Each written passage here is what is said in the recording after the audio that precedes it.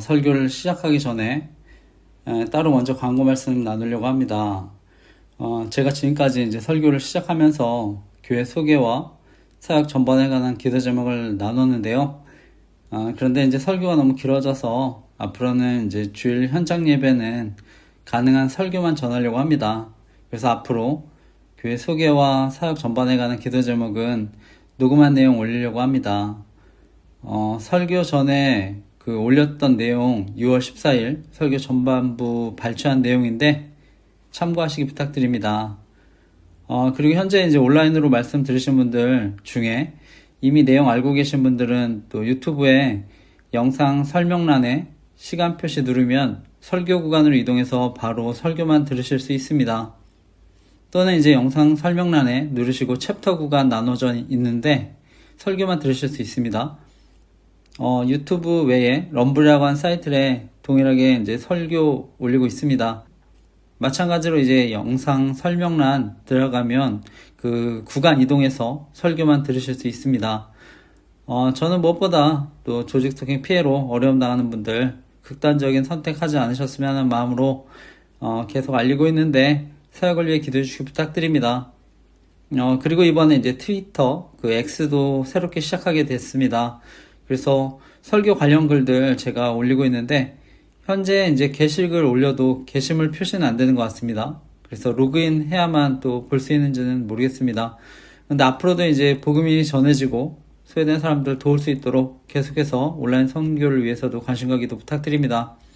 그런데 참고로 이제 설교 관련 글은 페이스북과 네이버 밴드 등에 또 동시에 올리고 있습니다.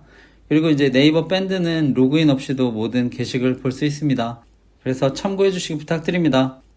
지금까지 제가 광고한 내용 교회 티스토리 홈페이지에도 올려둘 텐데 보시고 기도해 주시기 부탁드립니다. 감사합니다.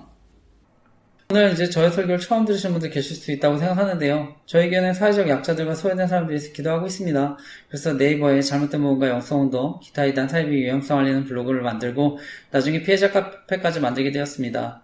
특히 요즘 유튜브 등을 통해서 사회 정치적인 이슈들을 선점해서 기독교인들의 관심을 끌고요. 자연스럽게 잘못된 뭔가 말씀들을 가르칠 수 있다고 생각하는데 정말 조심하셨으면 합니다. 이번에 저희 장로교 합당 110회 총회에서 사랑침례교회 정동수 목사님이 이단으로 규정한 것으로 알고 있습니다. 저는 요즘 이단들이 진리의 일부를 전부인 것처럼 속여서 미혹한다고 생각하는데 그래서 그 단체에만 구원이 있는 것처럼 속일 수 있다고 생각합니다. 그분은 킹제임스 성경만이 진리인 것처럼 주장해서 문제가 됐는데요. 그리고 데이비드 샤 선교사라는 분이 설립한 캄 선교회 신사도주의와 세대주의 종말론 주장하는 것으로 알고 있습니다. 신사주의와 세대주의 종말론 운동은 교회와 복음의 역사를 훼손할 수 있기 때문에 조심하셨으면 합니다. 저희 장로교 합동 교단에서는 참석 및 교류 금지를 결의했는데 이런 논란이 됐던 박혁 또는 데이비드 차 선교사 모두가 박호종 목사님 더크로스 처치 교회 출신으로 알고 있는데 조심하셨으면 합니다. 현재 저희 교회는 공개 제자백 운동, 안전질문과 영성운동, 신사도주의와 세대주의 종말론, 그리고 WEA 운동 등의 위험성에 대해 알리고 있는데 특히 안전질문과 영성운동, 그리고 공개 제자백 운동의 경우에는 저희 가정의 피해 사례와 함께 제가 뒤에 자세히 나눌 텐데 기도해 주시기 부탁드립니다. 교회 홈페이지 등의 가정과 교회에 기도 좀 올렸는데 저는 정말 피해당하지 않으셨으면 하는 마음을 알리고 있습니다. 무엇보다 저는 잘못된 뭔가 영성행동이 구원에 관한 문제일 수 있기 때문에 위험성 알리고 있는데요. 저는 말씀이 아니라 사람을 의지하고 따르면 나중에 영원한 심판을 받을 수 있다고 생각합니다. 저는 오늘날 사단은 계속해서 사람들이 구원의 복음을 듣지 못하도록 방해하고 또는 복음을 듣더라도 잘못된 복음을 믿도록 사람들을 미혹할 수 있다고 생각합니다. 그래서 율법주의 복음이나 반대로 자유방임주의 복음으로 사람들을 미혹할 수 있다고 생각하는데 이것은 영성운동도 마찬가지라고 생각합니다. 그래서 제가 목회 철학과 관련해서 복음 성령 제자라는 제목으로 특별 설교했습니다. 그래서 그 설교 들어보시고 복음에 대한 확실한 이해 있으시기를 간절히 기도하고 축복합니다. 그리고 현재 저희 교회는 조직 스토킹과 권력형 성범죄의 위험성을 알리고 있는데 그래서 네이버에 조직 스토킹 생명지킴이 카페 만들어서 조직 스토킹과 권력형 성범죄의 위험성을 알리고 있는데요. 저는 사역을 하면서 느끼지만 조직 스토킹 범죄 또 잘못된 뭔가 영성운동 그리고 기타 이단 사입이 연관성이 있다고 생각합니다. 기독교인의 경우에 유튜브나 주변 사람들을 통해서 잘못된 뭔가 영성운동 그리고 기타 이단 사입이 영향을 받으시는 경우가 있다고 생각하는데 그러면 더 고립되는 경우가 많다고 생각합니다. 그러니까 제가 자연스럽게 잘못된 뭔가 영성운동 기타 이단 사입의 위험성과 함께 조직 스토킹, 권력형 성범죄의 위험성과 함께 알리고 있는데 저는 요즘 잘못된 뭔가 영성운동이 문화적으로도 영향을 끼칠 수 있다고 생각합니다. 그래서 가수 BTS와 싸이에 관한 기도 제목도 올렸습니다. BTS 멤버 중에 6명이 다널드에서 운영하는 글로벌 사이버 대학교를 졸업한 학생들이라고 알고 있는데, 그리고 소속사 하이브도 다널드와의 관련성으로 논란이 됐습니다.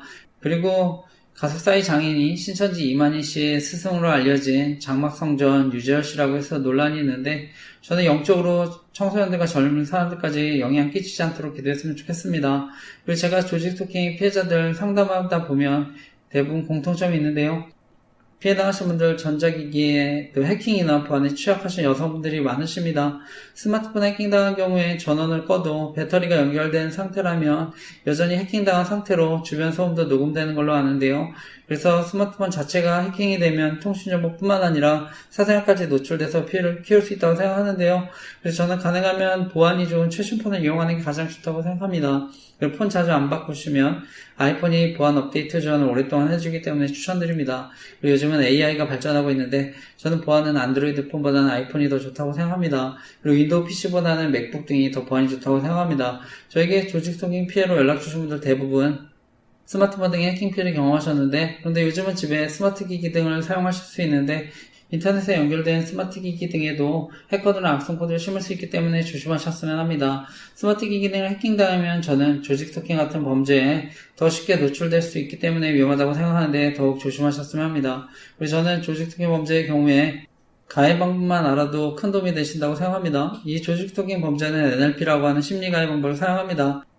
자기가 경험한 행동이나 소리를 직간접적으로 다시 표현하는 방법을 사용하는데요. 그래서 개인적 일상과 관련된 암시를 지속적으로 주고 피해자가 감시당하고 있다는 것을 끊임없이 암시하거나 과시함으로써 공포심을 심어줍니다. 제 카페에 방문하시고 연락 주신 분들 가운데 NLP라고 하는 심리가해 방법에 대해 알고 나서 큰 도움이 되셨다는 분들이 많습니다. 저 역시 이 가해 방법에 대해 알고 큰 힘과 용기를 얻고 카페까지 만들게 되었는데요. 주변에 어려움 당하신 분들 계시면 제 카페에 NLP라고 하는 심리가해 방법, 조직 스토킹 방법에 대해 꼭 알려주시고 도움 주시기 부탁드립니다. 근데 요즘은 이러한 범죄가 정보통신이나 온라인 활동 등도 감시해서 언론을 통해서 유출시키는 방법도 이용한다고 생각합니다. 그래서 연예인 뉴스기사, 사회적 이슈나 사건들 이용해서 심리적으로 가해하고 괴롭히는 방법도 사용할 수 있다고 생각합니다. 그리고 요즘은 유튜브와 같은 플랫폼 광고, 추천 영상을 통한 사이버 스토킹도 이루어질 수 있다고 생각합니다. 그래서 이러한 사이버 스토킹이 의심되시면 유튜브 등을 사용하실 때 로그아웃 해두시고 유추 정보도 꺼주시기 바랍니다. 그리고 가능하면 유료 VPN도 설치하셨으면 합니다. 저의 경우는 유튜브 채널에 통계 조작도 당한다고 생각하는데요. 그래서 조회수가 오르지 않기도 하고 심지어 갑자기 줄어든 것을 발견하기도 했습니다.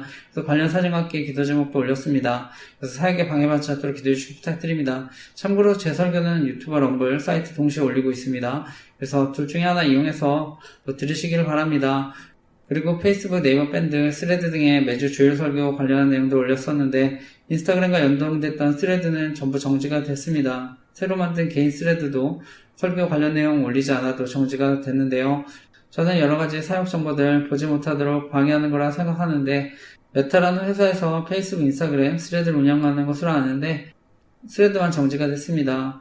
사역에 방해받지 않도록 기도해 주시기 부탁드립니다. 무엇보다 이런 조직 스토킹 범죄가 정말 교묘하고 지능적인 것은요, 가까운 사람들 이용해서 정보를 알아내거나 여러가지 힘들고 곤란한 상황을 연출할 수 있는 데 있다고 생각합니다.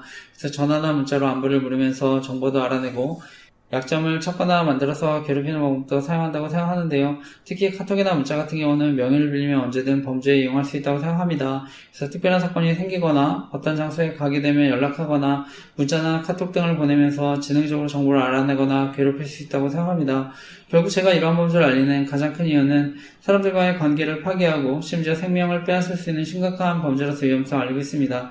그래서 사람들 사이의 신뢰를 무너뜨리고 이간질을 시키는데 언론을 통해서도 이간질할 수 있다고 생각합니다. 그래서 저는 믿고 신뢰할 만한 가족, 친구, 이웃들도 이용할 수 있기 때문에 결국 피해자들이 극단적인 선택도 하게 만들 수 있다고 생각합니다. 그래서 제가 이러한 위험성을 알고 극단적인 선택하지 않도록 사람의 생명을 살릴 수 있도록 네이버의 조직 스토킹 생명지킴이 카페 만들어서 섬기고 있는데요. 특히 우리나라는 2003년도 이후로 OECD 회원국 중에 현재까지 가장 높은 자살률을 기록하고 있다고 합니다. 20년 넘게 자살률 1위를 기록하고 있는데요.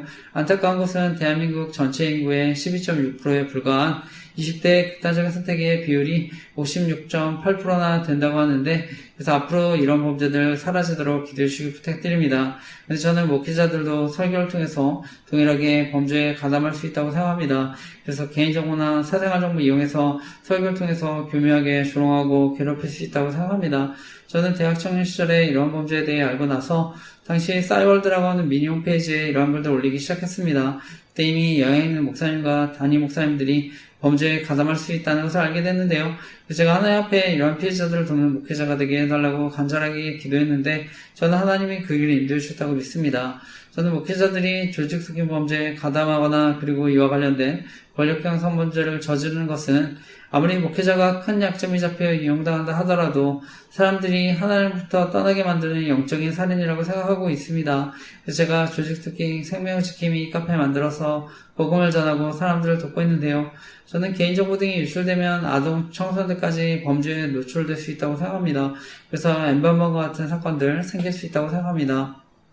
그런데 저는 언론을 통한 조직 스토킹 범죄를 알리면서 오히려 제가 언론을 통해 미성년자 성범죄의 이미지 만들어서 괴롭힘 당했다 생각하는데요. 그래서 저는 학창시절 이미지까지도 조작한다 생각합니다. 그래서 설교를 통해서도 제가 학창시절에 대해 자세히 나눴습니다. 저는 계속해서 언론을 통해 성범죄자 이미지로 괴롭힘 당하면서 조직 스토킹과 이와 관련한 권력형 성범죄에 저지른 목사님의 사역과 개척을 도왔다 생각하는데요. 과거 저희 교단의 전병 목사님 사건, 대법원에서는 업무상 위력에 의한 추행 또는 기습추행으로 형법 제298조의 강제추행죄에 해당한다는 판결을 받으신 것으로 알고 있습니다. 그런데 이미 MBC 시사 프로그램 PD수첩을 통해 단순한 성추행이 아니라 심각한 성범죄가 있었던 것으로 드러났습니다. 수많은 피해자들의 증언과 피해 정황들이 책으로도 나온 것으로 알고 있습니다. 그리고 심지어 녹취록까지 있었지만 권력과 힘이 있으니까 다시 개척하셨다 생각하는데요. 근데 이분의 성범죄가 드러나도 계속 목회할 수 있는 것은 이분의 범죄가 권력형 성범죄이기 때문이라 생각합니다.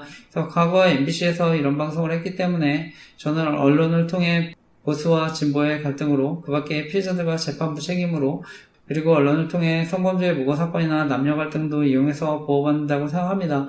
그리고 연예인 뉴스기사, 사회적 이슈나 사건들을 이용해서 언론을 통해 심리적으로 가해하고 괴롭히는 방법도 사용한다 생각하는데요. 저는 또 그분의 범죄를 보호해주기 위해 또 이슈에 희생되는 연예인들도 있었다고 생각합니다. 그래서 연예인들도 피해자가 될 수 있다고 생각하는데요. 요즘은 잘생긴 남자 연예인들 이용해서 갈등을 부추길 수 있다고 생각합니다.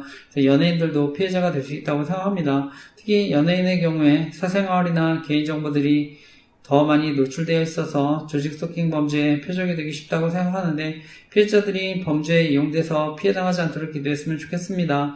그리고 연예인들도 범죄에 가담하지 않도록 기도했으면 좋겠습니다. 그리고 제가 뒤에 정보통신범죄를 이용한 조직 스토킹과 이와 관련된 권력형 성범죄에 대해 더 자세히 나눌 텐데, 저는 정보통신 유출을 이용한 조직 스토킹 범죄와 연루가 되었기 때문에 더 큰 힘과 권력을 가지게 되었다 생각합니다. 저는 연세대학교를 재학 중이시거나 졸업하신 분들에게는 죄송한 말씀이지만, 이분이 연세대학교 경영학과를 졸업하신 분이라서 더 큰 힘과 권력을 가지게 되었다 생각합니다. 저는 과거에 조직 스토킹 범죄와 관련해서 이분에 대해 싸이월드에 글을 올리기도 했었습니다. 그리고 당시 저희 대학부 담당 목사님과도 상담을 했었습니다. 근데 이분도 연세대학교를 졸업하신 목사님이셨는데 당시에는 도움과 공감을 받지 못해서 힘들었습니다. 근데 저는 같은 연세대 출신이라 하더라도 언론을 통해서 괴롭힘 당할 수 있다고 생각합니다. 그리고 같은 교회 성도들이라 하더라도 피해를 당할 수 있다고 생각합니다. 그래서 과거 조직 스토킹 범죄와 관련해서 저의 피해 사례에 대한 글도 썼는데, 당시 전병 목사님 심우하셨던 삼일교회 간사님, 제가 이런 회사에 입사하신 적이 있었는데요. 저는 그분이 나쁜 분은 아니라고 생각하지만 불편했는데, 저는 언론을 통해 그분도 피해자가 될 수 있겠다는 생각했습니다. 그래서 누구든지 피해자가 될 수 있다고 생각하는데, 앞으로도 피해자들이 생기지 않도록 기도해 주시기 부탁드립니다. 저는 전병 목사님이 개척하시고 현재도 목회를 하시기 때문에 큰 영향력을 끼친다고 생각하는데, 그것보다 피해자들이 협박 등 2차 가해로 더 큰 어려움 당하지 않도록 기도해 주시기 부탁드립니다.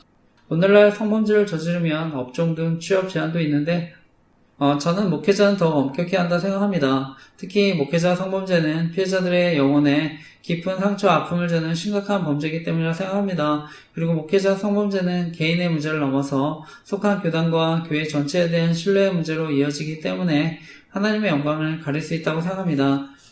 그래서 피해자들이 오히려 더 큰 어려움 당하지 않도록 목회활동과 개척을 하지 못하도록 제도적인 장치들이 마련되었으면 하는데 기도해 주시고 부탁드립니다. 그래서 목회자들의 권력형 성범죄에 관한 기도 제목도 올렸는데 보시고 기도해 주시고 부탁드립니다.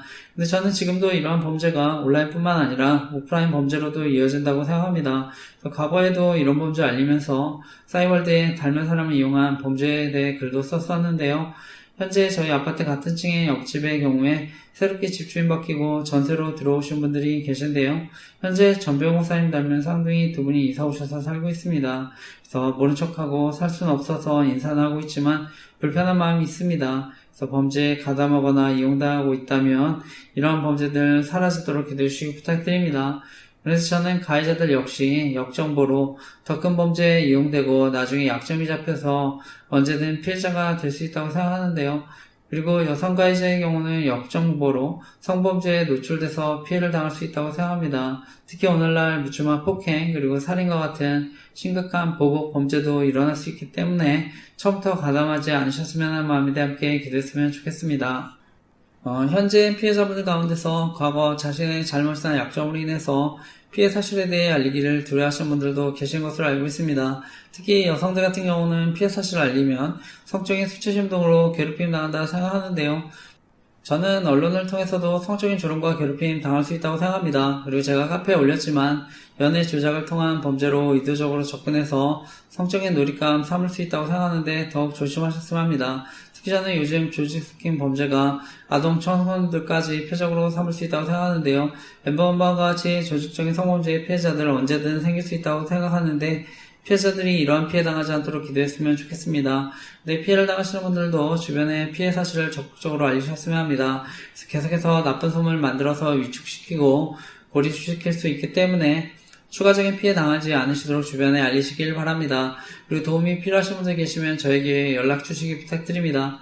피해자분들 가운데 저에게 연락 주신 분들 아무도 이해해주지 못하고 오히려 가정 안에서도 어려움 당하는 분들도 계신 것으로 알고 있는데 저에게 연락 주실 때 그냥 제 얘기를 들어주는 것만 해도 너무 감사하다고 목사님과 같은 분이 계셔서 하나님께 너무 감사하다는 얘기를 듣는데요.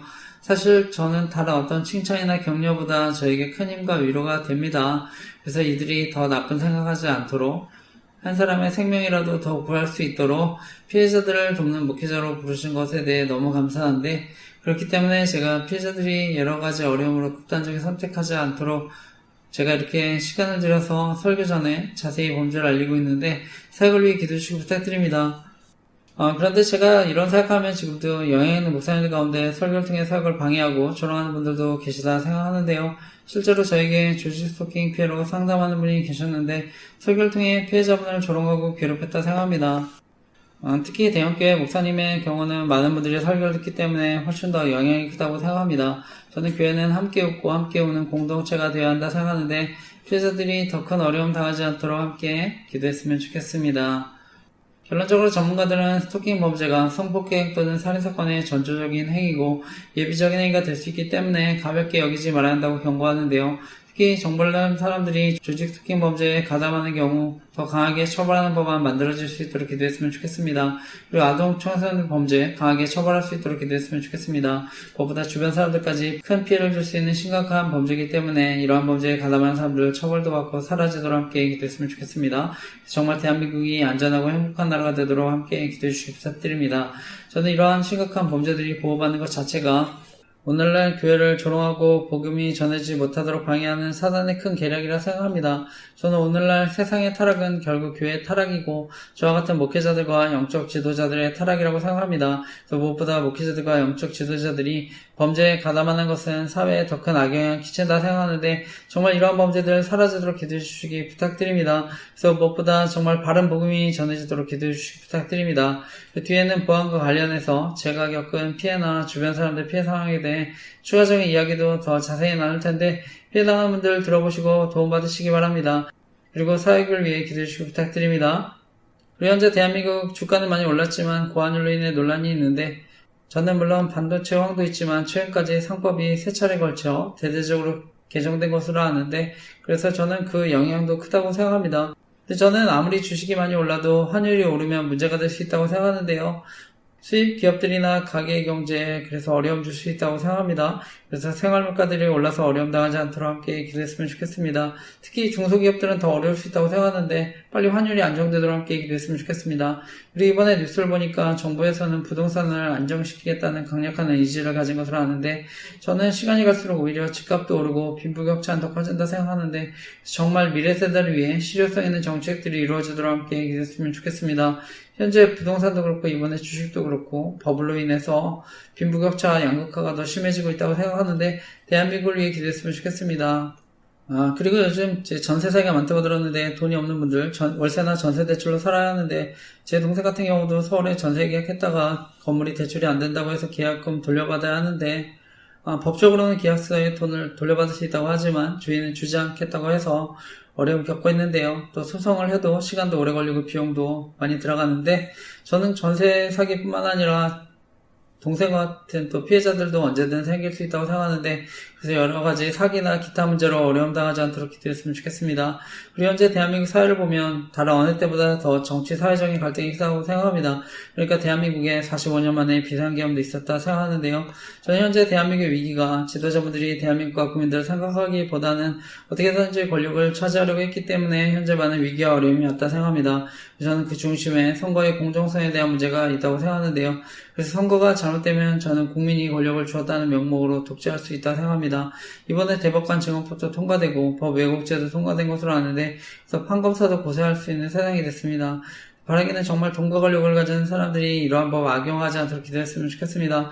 그리고 이번에 노란법법 국회를 통과하는 것으로 아는데 기업이 노조활동으로 인해서 발생한 손해에 대해서 손해배상을 청구하는데 제한을 둔다는 법안으로 아는데 정당한 노조활동을 할 수 있지만 우리 사회 대기업이 끼치는 영향이 크기 때문에 이익집단, 정치집단이 이러한 법을 악용해서 기업 길들이기로 사회에 어려움 주지 않았으면 하는데 함께 기도했으면 좋겠습니다. 물론적으로 저는 대한민국에 부정선거가 있다고 하면 권력을 가진 사람들은 더 이상 국민들을 두려워하지 않는다 생각합니다.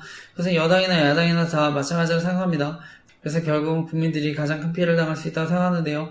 저는 현재 비상계엄 이후에 의회 권력은 더 공고해지고 강해졌다 생각합니다. 그래서 저는 선거제도에 대한 근본적인 변화 없이는 대한민국의 미래는 없다고 생각하는데요. 최근에 대한민국 혼란들이 법과 관련된 문제들이고 또 국회와 관련된 문제들이라고 생각합니다. 그래서 교회 홈페이지 등에 대한민국에는 부정선거가 없었으면 좋겠습니다라는 기도 제목 올렸습니다. 그런데 부정선거 의혹은 과거에서부터 진보든 보수든 다 주장한 것으로 알고 있습니다. 그래서 방송인 김어준 씨도 더 플랜이라는 부정선거 의혹 다큐멘터리 영화를 만드신 것으로 아는데 저는 현재 무엇보다 사전투표제도 정말 문제가 많다고 생각합니다. 그래서 전한길 대표와 이준석 의원 크청토론 부정선거 음모론인가 내용 추가해서 티소리 홈페이지에 올렸는데 여기에 많은 증거들 제시했는데 이 영상 보면 사전투표 제도에 대한 많은 문제들 또 증거들 제시되었다 생각하는데 보시고 사태의 심각성 깨달으셨으면 합니다. 앞으로 정말 투명하고 공정하게 바뀌었으면 하는데요.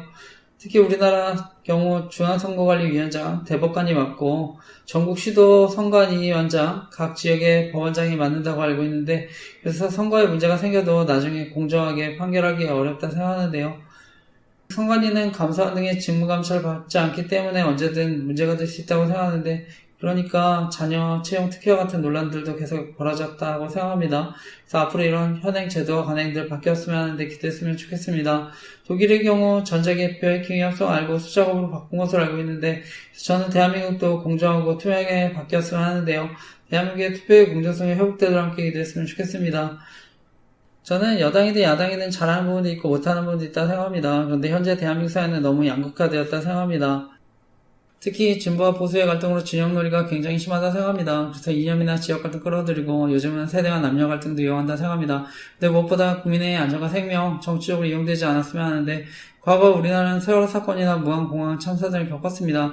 그리고 이번에 군대는 합참에서 장성 전원과 2년 이상 근무한 중령 대령 교체한다는 기사도 봤는데 저는 국민들의 생명과 안전 그리고 안보에 공백이 생기지 않았으면 하는데 함께 기도했으면 좋겠습니다.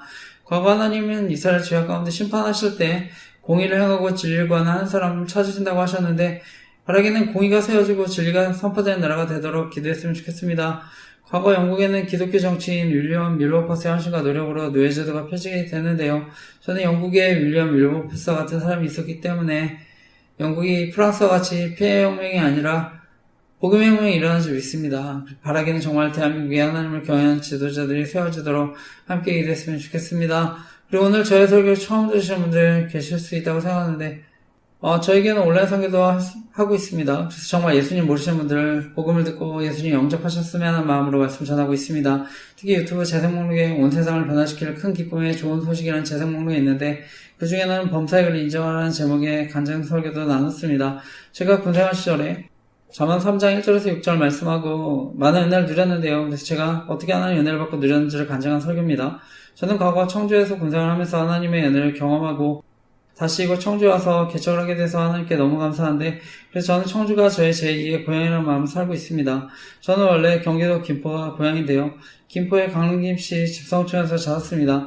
그리고 어릴 때 시골의 작은 지하교회에서 예수님 영접하고 이후에도 계속 신앙생활을 해왔는데 하나님이 함께 하신다는 것을 믿지 못했습니다. 근데 나중에 청주에서 군생활을 하면서 하나님이 함께 하신다는 것을 깊이 깨닫게 됐는데요. 그래서 제가 어떻게 하나님 은혜를 경험하게 되었는지를 나눈 특별 설교인데 예수님 모르시는 분들 꼭 설교 들어보시고 예수님 영접하셨으면 합니다. 저는 교회 다니셔도 하나님에 대한 회의와 의심 가운데 계신 분들도 말씀을 통해 위로와 회복을 경험하셨으면 하는데 정말 누군가에게는 이런 말씀들이 삶을 변화시킬 놀라운 말씀이 될 줄 믿습니다. 저는 지금도 복음의 능력은 온 세상을 변화시킬 놀라운 큰 기쁨의 좋은 소식인 줄 믿습니다. 그리고 저희 교회는 큐티의 설교 또는 묵상 노트 그리고 감사일기 쓰기를 권하고 있는데 저는 경건의 훈련이 없으면 영적인 성장도 없다고 생각합니다. 큐티를 통해 내가 직접 말씀을 읽고 묵상하고 기도하고 또한 설교 또는 묵상 노트를 기록하면서 그것을 삶에 적용해 보려고 노력하고 그리고 감사일기를 통해 하나님께 영광을 돌리면서 하나님의 인도하심을 경험하는 것이 중요하다고 생각하는데 저는 은혜를 받는 것도 중요하지만 그 은혜를 늘 간직하고 풍성하게 누리는 것이 더 중요하다고 생각합니다. 그래서 하나님과의 깊은 교제를 통해 무엇보다 복음의 능력을 더 깊이 경험하는 일이 있으시기를 간절히 기도하고 축복합니다. 무엇보다 하나님과의 교제가 의무가 아니라 정말 그 자체로 기쁨이 되시기를 간절히 기도하고 축복합니다. 저는 힘들었던 군생활 시절에 특별히 중보기도 모임을 통해 많은 은혜를 누렸는데요. 그 위에도 계속 중보기도 모임을 통해 많은 은혜를 누리고 지금도 목사님들과 중보기도 모임을 하고 있는데요.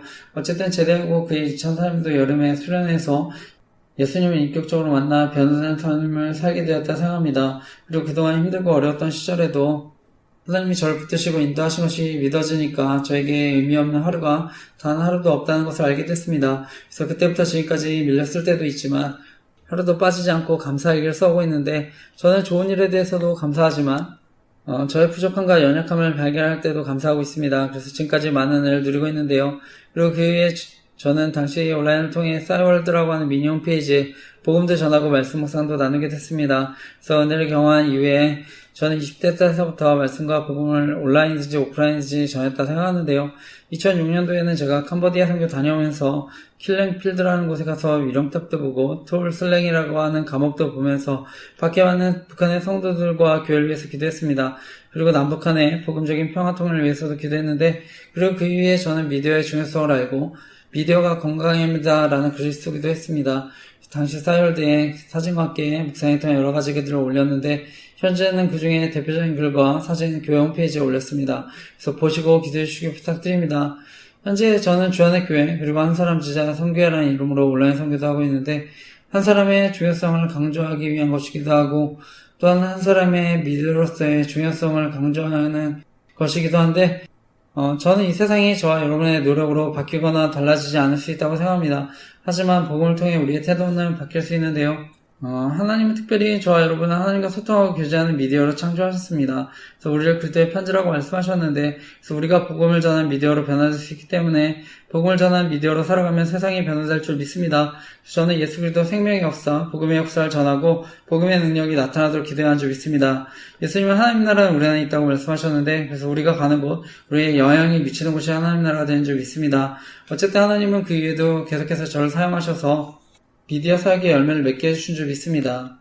저는 특히 이단의 위험성에 대해서는 많이 알려졌지만 잘못된 무언가 영성운동의 위험성에 대해서는 잘 모를 수 있다고 생각해서 위험성을 알리고 있는데 조직 스토킹과 같은 범죄에 이용될 수 있기 때문에 위험성을 알리고 있습니다. 특히 저는 판교에 있는 김양재 목사님이 심하시는 우리들 교회가 대표적으로 큐티 세미나를 통해 공개 제자교육 훈련을 하고 있는 교회라서 위험성을 알리고 있습니다. 잘못된 영성운동의 경우에는 명백하게 이단이라고 하기에는 어려운 부분이 있는데 그래서 오히려 더 위험할 수 있다고 생각합니다. 그래서 저명 교수님과 총장님들 세미나 설교에 초대해서 공개 죄자백 같은 훈련을 지지하는 것처럼 홍보에 이용할 수 있다 생각합니다. 실제로 저희 가정이 큰 어려움을 겪었다 생각하는데요. 그래서 저희 주례해 주셨던 총신대학원 신대영 교수님이셨던 박영규 목사님 초청받아서 강의도 하신 것으로 알고 있습니다. 그때 아내는 주례해 주신 목사님이 공개 제자백 운동 지지한다고 해서 문제가 됐는데 나중에 목사님도 이용당한다고 생각해서 더 이상 참여하지 않는다고 하셨는데요. 가능한 섭지 않으셨으면 하는데 함께 기도해 주시기 부탁드립니다. 저는 이런 공개 제자백 같은 훈련들이 또한 저희 교회가 알리고 있는 조직 스토킹 범죄에 이용당할 수 있다고 생각해서 위험성을 알리고 있습니다. 그래서 누군가에는 약점이 돼서 사람을 노예로 만들 수 있다고 생각합니다. 그리고 나중에 피해를 당해도 피해 사실을 알리지 못하고 오히려 협박당할 수 있다고 생각하는데요. 그리고 여성들 같은 경우는 성범죄에 노출될 수 있다고 생각해서 위험성을 알리고 있습니다. 무엇보다 저는 아이들과 청소년들까지 피해를 당할 수 있다고 생각해서 위험성을 알리고 있는데 정말 피해당하지 않도록 함께 기도해 주시기 부탁드립니다. 현재 저희 가정의 경우에는 아내가 우리들 교회 청주 지역 여성 모임에 참여하면서 갈등을 빚게 되었는데요. 원래 아내가 청년 때 유성 목사님이 심하셨던 선화목적교회에 다녔는데 현재 유성 목사님 선화목적교회 은퇴하시고 위드 지저스 미니스터라고 하는 선교단체를 섬기시는 것으로 알고 있는데 당시 선화목적교회 유성 목사님이 추천하는 순회선교단이라는 선교단체에서 잘못된 뭔가 공개 제자백 같은 훈련을 받고 영향을 받았습니다. 당시 순회선교단의 김영희 선교사라는 분이 가르치는 복음, 내가 짓고 예수로 사는 복음을 강조하는데 저는 저희가 알고 있는 은혜 복음이 아니라 생각합니다. 그래서 저는 복음이 잘못됐기 때문에 명백한 이단이라고 생각하는데요. 현재 장로교 합신교단에서는 교리금지하고 제가 속한 장로교 합동교단에서는 참여금지했습니다. 그런데 결국 현재 아내는 비슷한 훈련한 모임에 다시 참여하고 있는 것인데요. 저는 보통 이단에 한번 빠지셨던 분들 동일한 복음을 가르치거나 비슷한 훈련한 교회에 더 빠지게 된다 생각합니다. 그리고 이러한 잘못된 복음과 영성운동이 결국 계속해서 사람들에게 신앙적으로 완전하지 못하다는 죄의식과 두려움 갖게 만들어서 계속 자신들 따르게 만든다 생각합니다. 그래서 자신들이 가르치는 복음과 훈련만이 이러한 죄의식과 두려움 해결해 줄 수 있는 것처럼 속이고 신격화, 교조화 시킬 수 있다고 생각하는데 그런데 이것은 결국 율법주의 복음으로 사람들 속이는 거라고 생각합니다. 그래서 위험할 수 있다고 생각해서 완전주의 복음과 영성운동의 위험성을 알리고 있습니다. 그리고 그 밖에 잘못된 뭔가 영성운동의 위험성을 알리고 있는데요. 저는 순회선교단의 김용희 선교사라는 분이 가르치는 복음, 내가 죽고 예수로 사는 복음을 저는 유성 목사님도 동일하게 가르쳤다고 생각합니다. 동일하게 위험할 수 있다고 생각하는데요. 실제로 유성 목사님이 가르치는 복음과 영성운동이 저희 가정에 큰 어려움 끼쳤다 생각합니다. 결혼하고 나서 알게 됐지만 아내가 가족들에게 공개 제자백하면서 복음을 전해서 큰 문제를 일으켰던 것을 알게 되는데 처음에 장인어른하고 장모님 앞에서 공개 제자백하고 장모님은 다른 가족들에게 하지 말라고 했지만 나중에 처남과 처자 앞에서도 공개 제자백하면서 복음을 전한 걸로 알고 있는데요. 그리고 결혼하고 나서는 장인어른은 큰 부자셨는데 히말라야 등반하시다가 고산 증세로 안타깝게 돌아가시게 됐습니다. 그러니까 이제 상속을 결정해야 할 때가 있었는데 처남은 모든 재산을 갖고 싶다고 하고 장모님은 아내와 처제에게 상속을 포기하라고 설득했는데 아내가 장녀고 처남은 아내보다 6살 어렸습니다. 아내는 갑자기 상속 포기하는 게 하나님 뜻이라고 해서 저는 당황했는데요. 그런데 당시 아내는 선화목적교회 유성 목사님 설교 듣고 친한 사람들과 영성일기라고 하는 공개일기를 쓰면서 자신의 믿음과 신앙을 간증했습니다. 제가 그것을 쓰지 말라고 했는데 지금은 예수동행 일기라는 이름으로 바꾼 것으로 알고 있습니다. 처남이 장모님도 살아계신데 장모님 이용해서 모든 재산을 달라고 하는 게 성경적이지 않다고 생각하고 나중에 문제가 될 수 있다고 생각했습니다. 그리고 결국 처남은 장모님 모시겠다고 했지만 결국 모든 것을 다 상속받고 현재 따로 나와 살고 있는 것으로 아는데요. 그리고 아내는 우리들 교회에 소개받고 자신을 이해하고 위로받을 수 있는 훈련과 공동체에 더 빠지게 되었다 생각합니다. 당시 저는 아내가 유성 목사님에게 종교적인 가스라이팅을 당했다 생각합니다. 근데 저 개인적으로도 신대원을 가서 사역할 때 조직적인 스킹도 경험하고 그분이 저를 거짓 선지자인 것처럼 설교를 통해서 괴롭혔다 생각하는데요. 근데 저는 오히려 그분이 잘못된 뭔가 영성운동을 가르친다고 생각했습니다. 어쨌든 현재 아내는 공개 제자백하는 우리들 교회 소개받고 계속 갈등이 있는데 그런데 아내가 저도 우리들 교회 모임에 계속 끌어들이려고 했었습니다. 그래서 함께 훈련받아야 가정이 산다고 하면서 강제로 1년 6개월 별가당기도 하고 그리고 나중에 저를 정신병원에 강제 입원시키려고도 했었습니다. 그리고 강제 입원시키기 위해 우리들 교회 모임에서 기도를 부탁한 것으로 알게 됐습니다. 제가 모임에 직접 찾아가서 얘기도 했는데 아내 편을 들고 조롱당했다 생각합니다. 근데 나중에 정신병원에 강제 입원시키려고 했던 게 처남과 장모님 계획이었다는 것을 알게 됐는데요. 그리고 당시 처남의 경제적인 지원도 있었던 것으로 알고 있습니다. 그런데 아내도 계속해서 조직 속인 피해자들 돕지 못하도록 정신과 치료받자고 괴롭혔는데 심리적으로 가하기 위해 이해할 수 없는 행동들을 해서 힘들고 괴로울 때가 있었습니다. 저는 당시 아내도 범죄에 가담할 수 있겠다는 생각을 해서 그리고 우리교회 공개 제자별 훈련이 조직 속인 같은 범죄에 이용될 수 있겠다는 생각을 해서 간절히 기도했습니다. 저는 기본적으로 아내가 분별력과 판단력이 떨어진다 생각합니다. 이미 종합심리검사라도 나타나는데 어쨌든 저는 사역도 계속 방해받고 도저히 이대로는 안 되겠다 생각해서 소송을 해서라도 정리하려고 했었는데요. 근데 아내가 주례주신 목사님 앞에서 미안하다고 하고 우리 교회 모임 정리하겠다고 약속해서 다시 살게 됐는데 그때 거짓말한 걸 알게 됐습니다. 그래서 별거 중에 소송까지 하니까 너무 힘들어서 결국 우리 교회 모임 정리하겠다고 한 건데 제가 소송도 취소하고 이제 어려움 없어지니까 아내는 이런 상황 이용해서 계속 우리 교회 모임 참여해야 한다 생각합니다. 그리고 우리 교회에서도 아내에게 계속 연락해서 끌어들여야 한다 생각하는데요. 그런데 주례해주셨던 박윤규 목사님은 아내가 너무 힘들다고 연락하니까 결국 아내에게 합의한 내용은 다르지만 우리 교회 목장 모임에 참여한다 하더라도 관여하지 않겠다 얘기하신 것을 아는데요. 그러나서 아내는 점점 더 마음대로 행동한다 생각합니다. 그래서 어떤 때는 대놓고 집에서 우리 교회 설교 틀어놓고 있어서 당황하기도 하고요. 우리 교회 큐티에서 큐티책 버렸는데 이후에 크게 싸웠습니다. 화해한다고 했는데 여전히 계속 자신은 우리 교회 모임 나가겠다고 해서 답답했는데요. 그런데 공개 제자별 훈련뿐만 아니라 유튜브에 보면 신사도주의와 세대주의 종말을 운동하는 선교단체에도 빠졌던 적이 있었습니다. 데이비드 차 선교사 캄 선교사에 훈련하는 성경 공부를 온라인으로 했는데 그때도 아내가 몰래 성경 공부하다가 걸려서 책을 버렸는데요. 그래서 이후에 신사도주의와 세대주의 종말론 위험성에 대해 알리는 글도 써서 홈페이지에 올렸습니다. 어쨌든 만약 제가 공개 제자별 훈련이 정말 성경적이고 좋은 훈련이면 아마 저희 교회도 적극적으로 출연했을 거라 생각합니다. 그런데 지금도 많은 목사님들 우려하는 훈련이고 저도 신앙 잠시인상 앞으로 문제가 될 수 있다는 것을 알기 때문에 결코 추천할 수 없는 훈련인데요. 저는 우리가 성령의 감동가 필요해서 물론 저를 고백할 수 있다 생각합니다. 하지만 어디까지나 그것은 특별한 상황인데 저는 요즘 이단들은 진리의 일부를 전부인 것처럼 속인다고 생각합니다. 그리고 이것은 잘못된 영성운동도 마찬가지라 생각하는데요. 과거 논란이 됐던 전두환 대통령 손자 전원 씨가 공개적으로 자신의 죄를 자백해서 문제가 됐습니다. 그 아버지 전재홍 씨가 제가 계속 알리고 있는 아내 관련한 판교에 있는 김양재 목사님이 심하신 우리교회 전도사님이었는데 저는 어떤 정치적인 문제, 이관계 떠나서 가정과 사회의 문제를 일으킬 수 있다고 생각합니다. 저는 무엇보다 저희 아이가 아내에게 신앙적으로 영향을 받을 수 있기 때문에 그것이 가장 큰 걱정이라서 기도하고 있습니다. 그리고 아내가 학원에서 아이들 가르치는데 영향을 끼칠 수 있다고 생각해서 기도하고요. 주변 사람들도 아내에게 우리 교회 소개받고 피해당하지 않으셨으면 하는 마음을 알리고 기도하고 있습니다. 그래서 잘못된 뭔가 영성운동의 위험성 알리는 블로그 만들고 나중에 피해자 카페까지 만들게 되었습니다. 제가 이와 관련한 자세한 내용들 저희 교회 홈페이지 카페에 저희 가정과 교회 피해 사례 정리해서 올렸는데 읽어보시고 기도 부탁드립니다. 현재 아내는 학창시절 받았던 상처로 인한 관계의 결핍과 가족들로부터 인정하지 못했던 인정에 대한 욕구로 저는 말씀보다는 사람을 더 의지하는 신앙생활을 한다 생각합니다. 지금도 계속해서 자신의 믿음과 신앙을 인정해주는 사람들과 교제하려 한다 생각하는데요. 현재 아내가 매주 상담센터에서 상담하는데 저희 교단은 아니고 장로교 통합수 교회 권사님과 상담을 하는데 저도 그분을 만나뵙지만 제가 느끼기에 계속 상담하고 싶으니까 그냥 들어주는 거지 바른 조언은 안 한다 생각합니다. 그래서 이번에도 상담받고 와서 우주교회 모임 계속 나가겠다고 해서 답답했는데요. 아내와 오랫동안 알고 지냈던 휠체어 타시는 멘토 목사님 계신데 그분도 저희 교단은 아닌데 이런 분들이 계속 자신을 지지해준다고 하는데 정말 주변에 좋은 교제권 주시도록 기도해 주시기 부탁드립니다. 그리고 아내가 조직적인 범죄와 관련해서 가담하거나 이용당하고 있다면 이 문제도 해결해 주시도록 기도해 주시기 부탁드립니다. 저는 이러한 피해를 겪는 당사자들이나 가족들 그리고 사랑하는 이웃들 아니면 정말 그 고통 이해하기 어렵다 생각합니다. 저는 저희 가정과 같이 어려움 당하는 분들 그리고 기타 이단 사회비로부터 피해당하는 분들 조직적인 피해로 어려움 당하는 분들 연락 주시면 제가 피해사를 함께 게시해드리고 기도하겠습니다. 주변에 많은 이단들 활동하고 있는데요. 특히 신천지 같은 경우는 경고문이 있어도 계속해서 신문을 두고 하는 경우가 많았는데 저는 무엇보다 젊은이들과 청소년들 이단에 빠지는 것이 너무나 안타까운데요.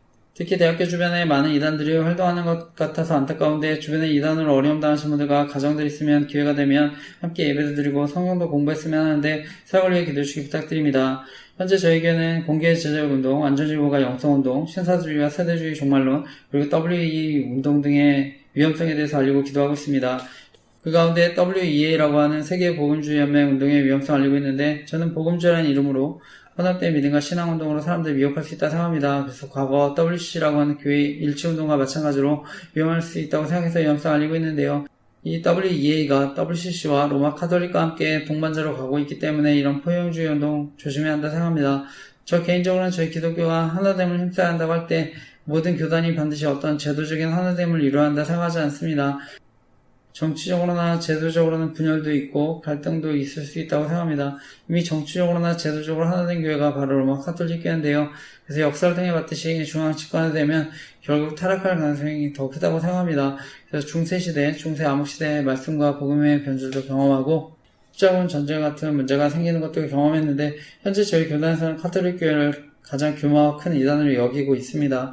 결론적으로 저는 어떤 의미에서 많은 교단들이 생겼는데 오히려 그것이 교회를 건강하게 만들 수 있었다고 생각합니다. 각 교단이 서로 상호 보완적인 측면도 있었다고 생각하는데요. 근데 무엇보다 궁극적으로 이단이 아니라면 예수 그리스도를 구원자로 믿는 모든 교회는 이미 예수 그리스도의 몸된 교회인 줄 믿습니다. 근데 저희 교단이 WEA와 공식 연대를 선언한 것도 아니고 WEA에 가입한 적도 없는데 그런데 이번에 저희 교단의 오정영 목사님이 심원하시는 사랑의 교회가 2025년 세계복음주의 연맹 WEA 총회 유출해서 논란이 됐습니다. 그래서 저는 사랑의 교회에서 세계복음주의 연맹 총회 열면서 교단 분열의 위험성도 있었다 생각합니다. 이미 과거 저희 장로교는 WCC 세계교회 협의회 총회 가입 여부를 두고 대한예수교 장로의 합동과 대한예수교 장로의 통합으로 갈라진 아픔을 겪기도 했습니다. 당시 저희 대한예수교 장로의 합동이 반대하는 입장이 있었는데 그래서 이번에 다시 세계복음주의 연맹 총회 문제로 분열될 일이 생기지 않도록 저희 교단과 한국교를 위해 정말 간절히 기도해 주시기 부탁드립니다. 과거 저희 교단의 가장 큰 신학자이자 어른이셨던 박형룡 목사님은 이미 선지자적인 시각으로 WA 운동의 위험성에 대해 강력하게 경고하신 것으로 알고 있습니다. 특별히 예수님은 마지막 때에 배교에 대한 말씀하셨는데 따라서 마지막 때를 살아가는 우리들은 복음주의라는 이름의 혼합된 믿음과 신앙운동을 조심해야 하는 줄 믿습니다. 제가 자세한 내용, 복음주의라는 이름의 혼합된 믿음과 신앙운동을 조심했으면 좋겠습니다라는 기도 좀 올렸는데 네이버 블로그 교회 티스토리 홈페이지에 올렸는데 교회 티스토리 홈페이지에서는 권리침해 신고를 당했습니다. 그래서 저희 신대원 교수님이셨던 문묘 교수님의 WEA에 관한 입장문도 추가해서 올렸는데 영상 보시고 꼭 기도해 주시기 부탁드립니다. 저는 과거 하나님의 은혜를 제대하고 대학 청년 시절에 사랑교회에서 훈련받고 나중에 목회자로 성장하게 됐는데요. 사랑교회는 옥하능 목사님이 개척하시고 나중에 저희 교단과 한국교회를 대표하는 가장 여유 있는 교회 가운데 하나가 됐습니다. 저는 옥하능 목사님 살아계실 때 설교를 통해서도 은혜를 받고 나중에 제자훈련 지도자 세미나 칼세미를 통해서 영상이지만 옥 목사님의 목회 철학과 강의를 듣고 큰 은혜를 누렸는데요.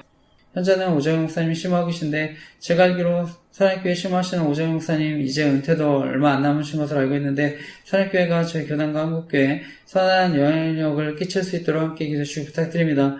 저는 현재 대한민국에 많은 정치, 경제, 사회적 혼란들이 있지만 궁극적으로는 영적인 혼란이라고 생각합니다.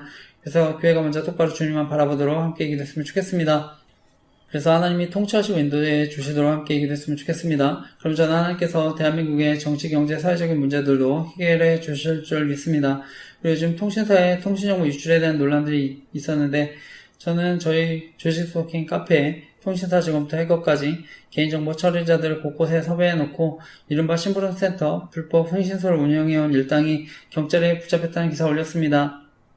조사 결과 이들은 개인정보를 1차적으로 확보할 수 있는 통신사 직원, 구청에서 근무하는 사회복무 요원, 해커 등을 섭외해서 개인정보 등을 알아냈다고 하는데 저는 현재 KT 사용하고 있는데 통신정보 등이 유출되면 누구든 범죄의 표적이 될 수 있다 생각합니다.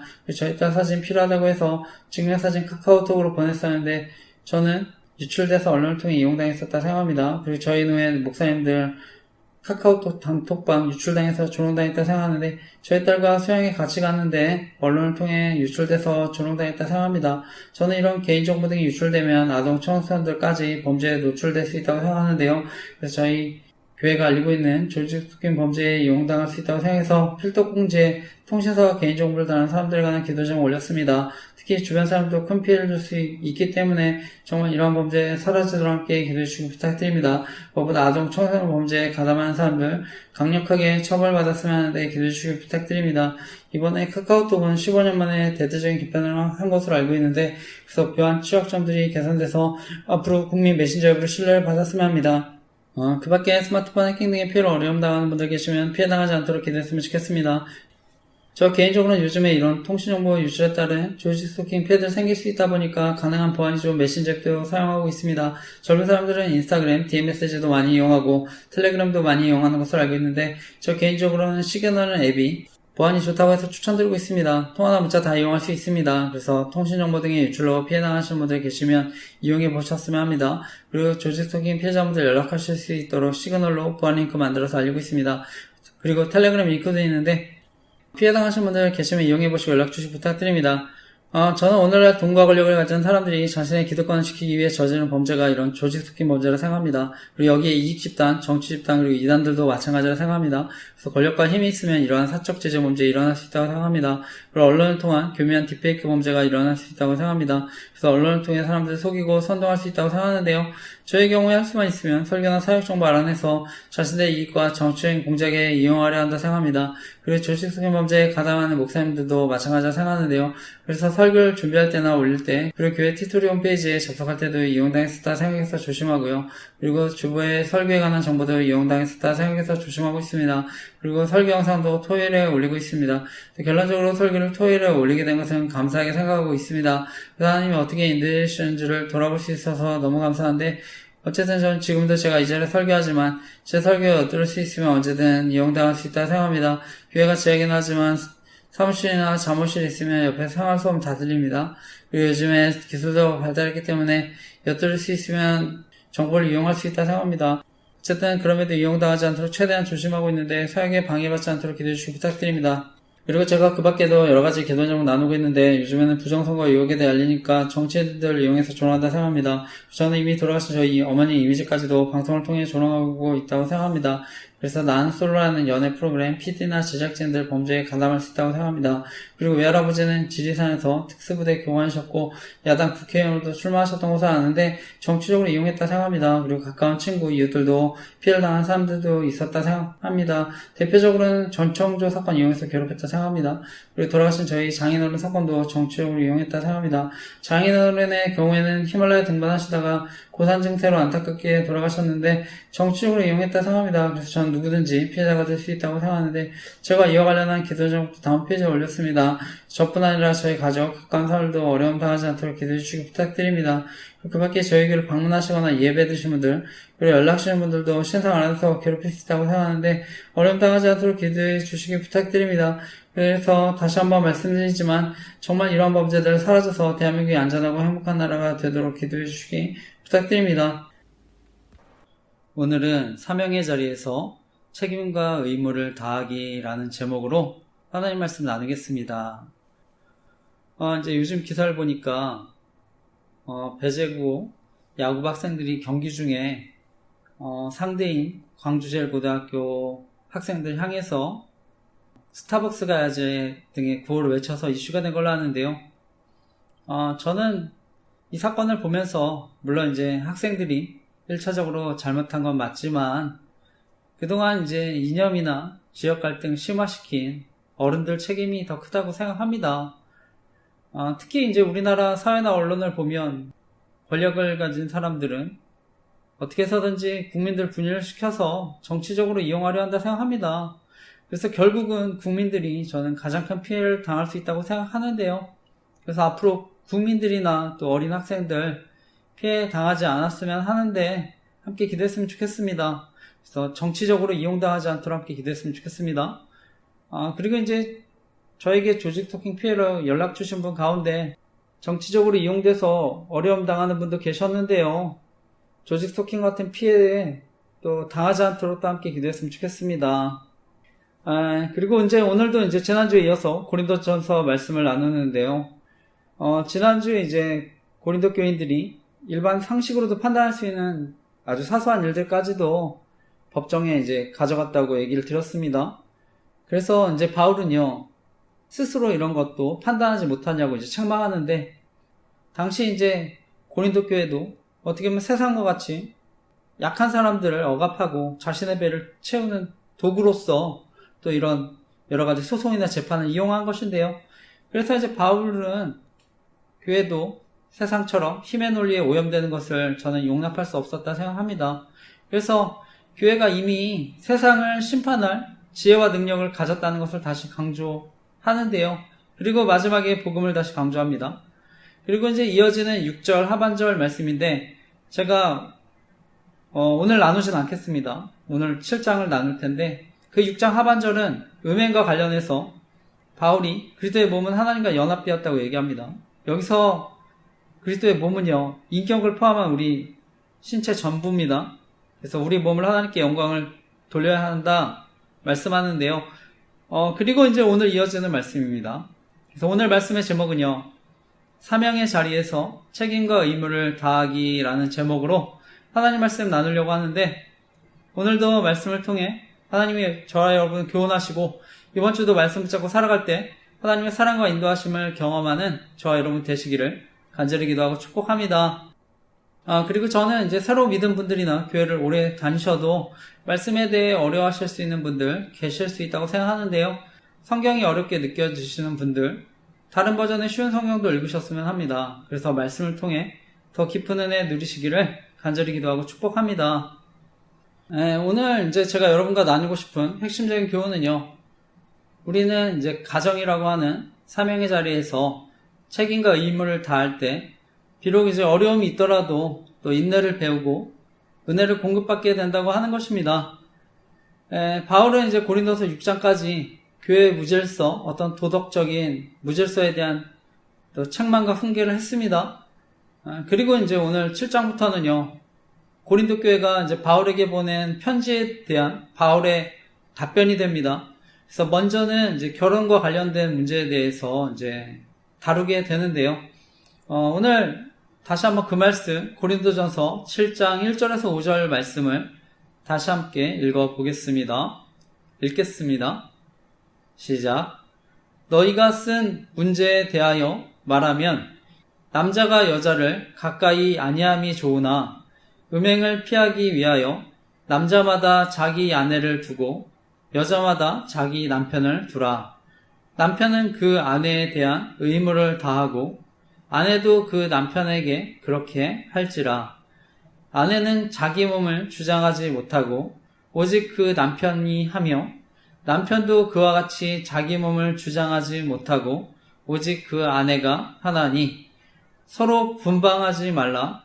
다만 기도할 틈을 얻기 위하여 합의상 얼마 동안은 하되 다시 합하라. 이는 너희가 절제 못함으로 말미암아 사탄이 너희를 시험하지 못하게 하려 함이라. 아멘.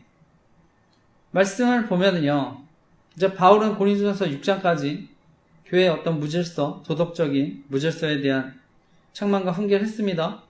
그리고 이제 7장부터 고린도 교회가 이제 바울에게 보낸 편지에 대한 이제 바울의 답변이 되는데, 당시에 이제 고린도 교회는 세상의 타락한 문화, 가치관 가운데 있었습니다. 그래서 바울에게 신앙인으로서 어떻게 살아야 하는지에 대한 이제 질문들을 보냈던 것 같은데요. 오늘 이어지는 7장은 그 질문에 대한 바울의 답변이 됩니다. 고린도 교회가 이제 여러 가지 질문을 했는데 그 중에서 이제 결혼에 대한 질문을 했던 것 같습니다. 그래서 바울이 이제 결혼과 관련된 대답을 먼저 하는데, 어쩌면 이제 5장, 6장에 근친상간, 음행과 같은 계속 도덕적 문제들 얘기했는데 그것과 또 연결되는 부분이 있어서 이제 먼저 다뤘을 수도 있는데요. 제가 계속 나눈 대로 고린도 교회는 성적으로 아주 문란한 도시입니다. 그래서 어릴 때부터 성적으로 이제 문란하게 살아가는 게 어쩌면 당연했을 수 있는데요. 이러한 이제 고린도라고 하는 특별한 상황을 생각하면 당시 미혼이나 이제 독신으로 살아가는 것은요, 음행, 또 방탕한 생활로 이제 이어질 수 있는 그런 가능성이 컸던 것입니다. 특히 또 고린도라는 지역은 이제 이원론이라고 하는 사상이 지배를 했었는데요. 이 이원론은요, 육체는 악하고 영혼은 순수하다고 믿는 것입니다. 근데 문제는 이 이원론 사상이 가져오는 문제가 뭐냐면 성관계라는 거, 그래서 영적인 순결을 해치는 또 악한 행위라고 봐서 극단적인 금욕주의가 나타나고요. 또 반대로 어차피 육체는 악하고 없어질 거기 때문에 무슨 짓을 하든 우리의 영혼, 구원과는 상관없다, 이런 식으로 사람들이 생각하니까 반대로 또 극단적인 쾌락주의에 빠졌습니다. 그러니까 이 이원론이 낳은 두 가지 또 극단적인 결혼관이 있었는데요. 그러니까 이제 당대 로마 제국에서 이혼율이 또 가장 높은 도시 중 하나였다고 합니다. 이처럼 이제 금욕주의나 이제 성적인 일탈이 이 고린도를 어지럽히고 있었기 때문에 또 이제 바울이 조언을 했다고 생각하는데요. 그런데다가 이제 당시 교회 내에 종말이고 놀 거라는 생각이 퍼져서 결혼을 해야 될지 계속 이대로 미혼으로 살아갈지 고민하는 사람들도 많았던 것 같습니다. 오늘 말씀을 보면 바울은요, 먼저 음행을 피하기 위해서 남편과 아내는 각각 자기 배우자를 두어야 한다고 권면합니다. 그래서 결혼한 부부가 성적인 의무를 다하고 상대방의 몸에 대한 권리, 상대방에게 있음을 인정해야 된다 얘기하는데요. 당시 이제 로마 유대 사회는요, 아내의 몸을 또 남편의 소유물처럼 또 여겼습니다. 그래서 아내를 돈으로 사는 일도 있었고요. 그리고 남편들은 집 밖에서 아내가 아닌 다른 여성을 통해서 또 성적인 욕구를 충족하는 경우가 많았다고 하는데요. 그래서 당시 4세기에 그리스 정치가 데모스테네스가 남긴 또 유명한 말이 있는데, 이 당시에 이제 보편적인 성의식을 그대로 보여준다고 합니다. 그 남긴 말은 이렇습니다. 우리에게는 쾌락을 위해 창녀가 있고 매일의 몸 시중을 위해 첩이 있으며 합법적인 자녀를 낳고 집안을 돌보게 하기 위해 아내가 있다. 이처럼요, 남성 중심의 이런 사회 속에서 오늘 바울은요, 남성들의 몸이 아내의 통제와 권리 아래에 있다 이렇게 선언한 것입니다. 그리고 이제 바울은요, 금욕주의자들이 영적으로 거룩해지려면 부부간에도 성관계를 끊어야 한다, 또 이들의 주장에 대해서 반대하는 것이기도 합니다. 그래서 바울은 그 부부간의 거룩함이 어떤 부부관계를 멀리하는 금욕에 있는 게 아니라 오늘 말씀과 같이 부부관계 안에서 서로에게 최선을 다하고 책임과 의무를 다할 때 그것이 하나님이 기뻐하는 것이라고 또 얘기하는 것입니다. 그리고 이어지는 말씀도 마찬가지인데요. 남편과 아내는 서로 합의해서 기도에 전념하기 위해 얼마 동안은 떨어져 있는 경우도 있지만, 떨어져 있더라도 사단이 또 틈탈지 모르기 때문에, 시험할지 모르기 때문에 다시 합치라고 얘기합니다.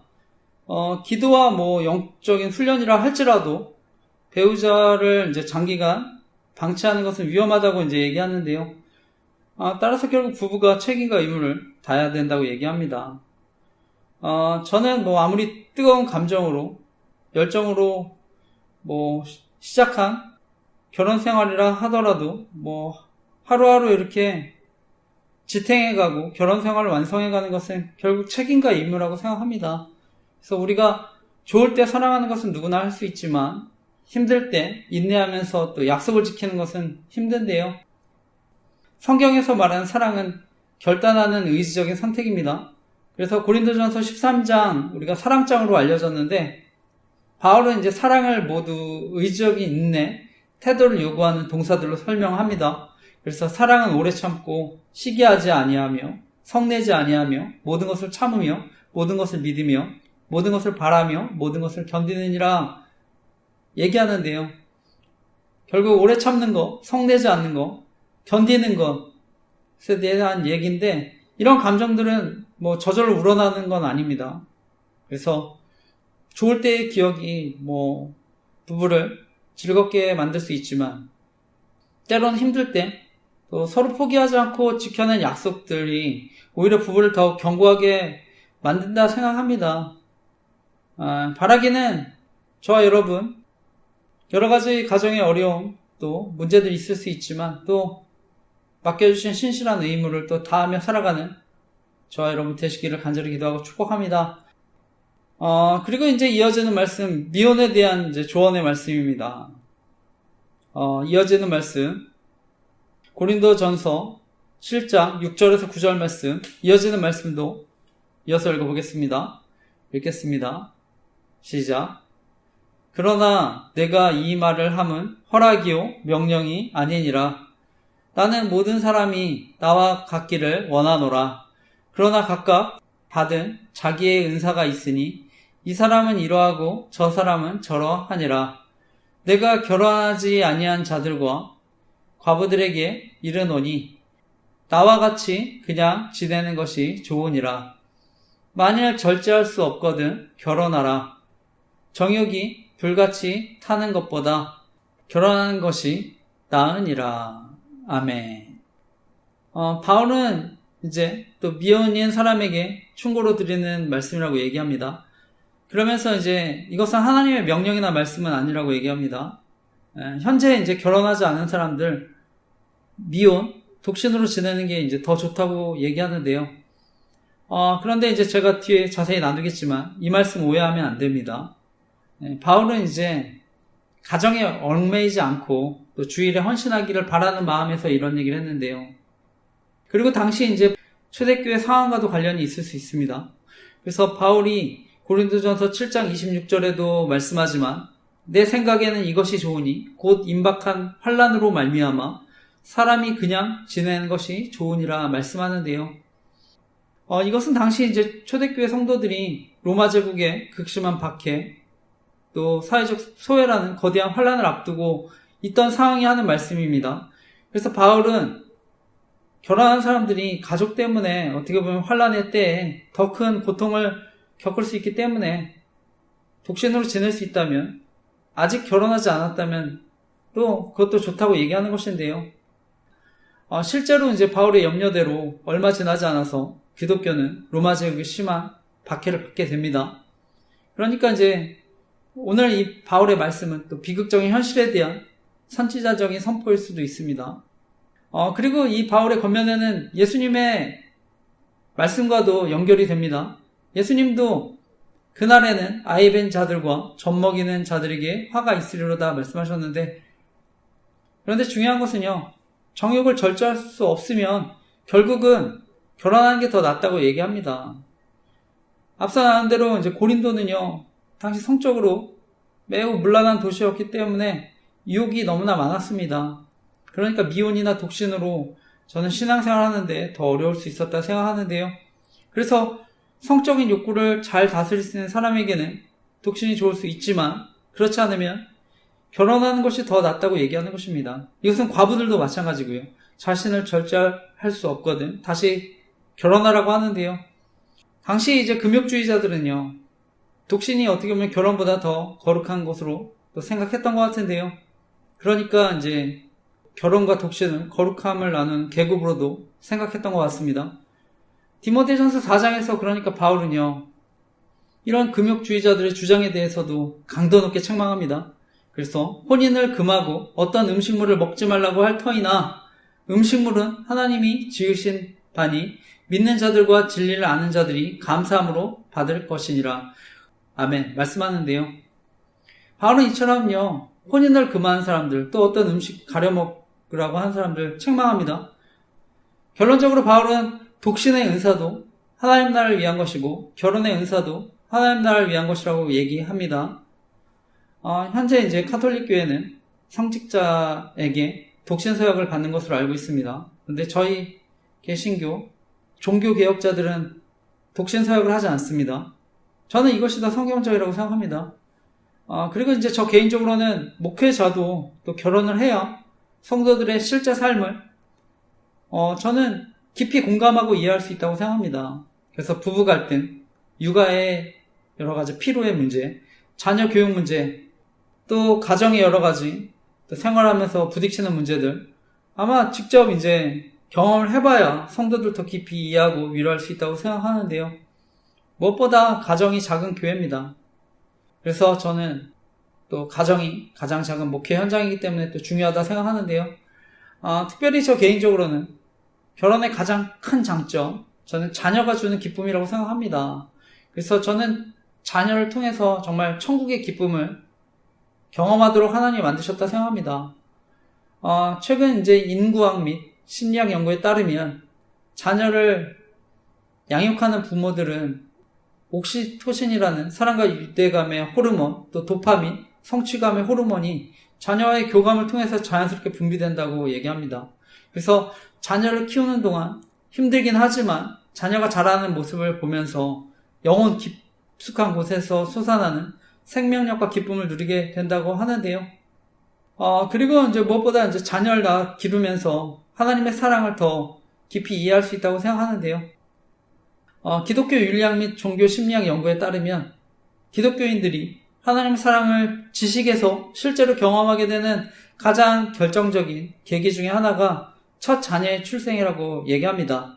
그래서 결혼한 성도 대다수가 자녀가 태어난 후에 하나님이 나를 얼마나 사랑하시는지, 그리고 내가 죄를 지었을 때 또 자녀를 보면서 하나님 마음이 얼마나 아프셨을지 비로소 이해하게 된다고 답했다고 하는데, 저도 이제 자녀를 길러보니까요, 그 하나님 마음이 더 깊이 이해할 수 있게 되었다 생각하는데, 현재 이제 대한민국이 요즘 또 결혼도 많이 안 하려고 하지만 또 저출산으로 어려움을 겪는데, 그런데 또 요즘 이런 결혼의 문제, 또 저출산의 문제가 또 한편으로 오늘날 우리나라 여러 가지 사회의 경제적인 요인, 또 구조적인 요인, 이런 것과도 깊은 관련이 있다고 생각하는데요. 오늘날 내 몸 하나 건사하기도 또 불안한 상황에서 또 결혼해서 누군가의 책임을 진다는 것, 현실적으로도 또 그런 어려움 가질 수 있다고 생각합니다. 현재 잘 아는 대로 또 서울, 경기도 집값, 평범한 직장인들이 정말 월급을 한 푼도 쓰지 않고 수십 년 모아야 살 수 있는 수준이 됐는데요. 그러다 보니까 뭐 저렴한 집들을 찾아서 이제 경기도 외곽으로 출퇴근한 청년들도 많아지는 것으로 아는데, 매일 왕복하는데 3-4시간 걸리는 그런 출퇴근길에 오르기도 합니다. 그리고 이제 결혼을 해도 집을 살려고 하면 또 무리하게 대출하기도 해서 이런 대출 껴안고 이제 살아가야 하기 때문에 여러 가지 또 저출산 문제 또 계속해서 생길 수 있다 생각하는데, 그런데 저는 대한민국 상황 또 보육도 마찬가지로 생각합니다. 그래서 영유아, 초등 돌봄이 정치적인 논리에 의해서 또 좌우되는 경우도 있다고 생각합니다. 그래서 초등학교 3학년 이상 돌봄 생태계는 사실상 제외되고 사라지는 상황인데요. 그래서 저출산 대책에 고용, 주거, 보육의 문제들 또 해결돼서 또 지원들이 많아져서 아이들 키우는데 좋은 환경이 될 수 있으면 하는데, 또 함께 기도했으면 좋겠습니다. 그리고 이어지는 오늘 말씀의 마지막은요, 종교적 갈등 때문에 이제 이혼을 고민하는 가정들에게 하는 말씀입니다. 오늘 그 마지막 말씀, 고린도전서 7장 10절에서 16절 말씀 같이 함께 읽어보겠습니다. 읽겠습니다. 시작. 결혼한 자들에게 내가 명하노니 명하는 자는 내가 아니요 주시라. 여자는 남편에게서 갈라서지 말고 만일 갈라섰으면 그대로 지내든지 다시 그 남편과 화합하든지 하라. 남편도 아내를 버리지 말라. 그 나머지 사람에게 내가 말하노니 이는 주의 명령이 아니라, 만일 어떤 형제에게 믿지 아니하는 아내가 있어 남편과 함께 살기를 좋아하거든 그를 버리지 말며, 어떤 여자에게 믿지 아니하는 남편이 있어 아내와 함께 살기를 좋아하거든 그 남편을 버리지 말라. 믿지 아니하는 남편이 아내로 말미암아 거룩하게 되고 믿지 아니하는 아내가 남편으로 말미암아 거룩하게 되나니, 그렇지 아니하면 너희 자녀도 깨끗하지 못하니라. 그러나 이제 거룩하니라. 혹 믿지 아니하는 자가 갈리거든 갈리게 하라. 형제나 자매나 이런 일에 구애될 것이 없느니라. 그러나 하나님은 화평 중에 너희를 부르셨느니라. 아내된 자여, 내가 남편을 구원하는지 어찌 알 수 있으며, 남편된 자여, 내가 내 아내를 구원하는지 어찌 알 수 있으리요. 아멘. 오늘 이제 마지막 말씀 읽었는데요. 마지막 말씀을 보면 이미 결혼한 사람들에게 명령한다고 얘기합니다. 이것은 이제 자신의 생각이 아니라 주님의 명령이라고 얘기합니다. 부부는 이제 하나님이 짝져주신 특별한 관계라서 이제 나눌 수 없기 때문에 혼자 살든지 결혼해서 살든지 그것은 죄가 아니지만 또 이혼은 죄가 될 수 있다고 얘기하는 것인데요. 예수님 말씀에 따르면 간음죄를 또 짓는 것이기 때문인데요. 그래서 헤어진 일이 있게 된다면 결혼하지 말고 혼자 지내든지 아니면 다시 합쳐야 된다고 얘기합니다. 그래서 기본적으로 이제 이혼하지 말라고 얘기하는 것인데요. 그리고 다시 이제 바울은 결혼 생활에 있어서 자신의 생각이라고 하면서 얘기를 합니다. 그래서 믿지 않는 배우자가 살 때 그 믿지 않는 배우자가 함께 살고 싶어 하면 갈라서지 말라고 얘기합니다. 당시 이제 고린도 교인들 중에 믿지 않는 배우자 때문에 죄의 영향으로 또 더러워진다고 생각을 해서 이혼을 고민했던 사람들이 있었던 것 같습니다. 그래서 믿지 않는 배우자와 이혼해야 내가 더 영적으로 깨끗해지는 게 아닐까 고민하는 사람들이 있었던 것 같은데, 하지만 바울은요, 오히려 믿지 않는 배우자 때문에 성도가 더러워지는 게 아니라 오히려 성도의 영향으로 믿지 않는 배우자가 거룩해진다고 말씀합니다. 이것은 또 믿는 부모를 둔 자녀도 마찬가지입니다. 그래서 그 부모님의 영향 아래 자녀도 거룩하게 된다고 얘기하는데요. 그런데 여기서 이제 거룩해진다는 것은 반드시 이제 구원을 받는다는 뜻은 아닙니다. 구원을 받을 가능성이 있다는 것인데요. 그런데 우리가 기억해야 될 것은요, 믿지 않는 배우자가 나를 떠나지 않고 곁에 머물러 준다는 것, 한편으로는 정말 놀라운 일입니다. 가치관이 다르고 또 어떻게 보면 신앙적인 대화도 통하지 않기 때문에 갈등이 계속 생길 수 있는데, 그럼에도 이제 내 곁을 지키고 있다는 것은 놀라운 일인데요. 이것이 어떻게 보면 하나님 은혜일 수 있습니다. 또 그것이 그러니까 또 사명의 자리가 될 수 있다고 생각하는데, 저희 교회는 잘못된 모험과 영성운동의 위험성을 알고 있습니다.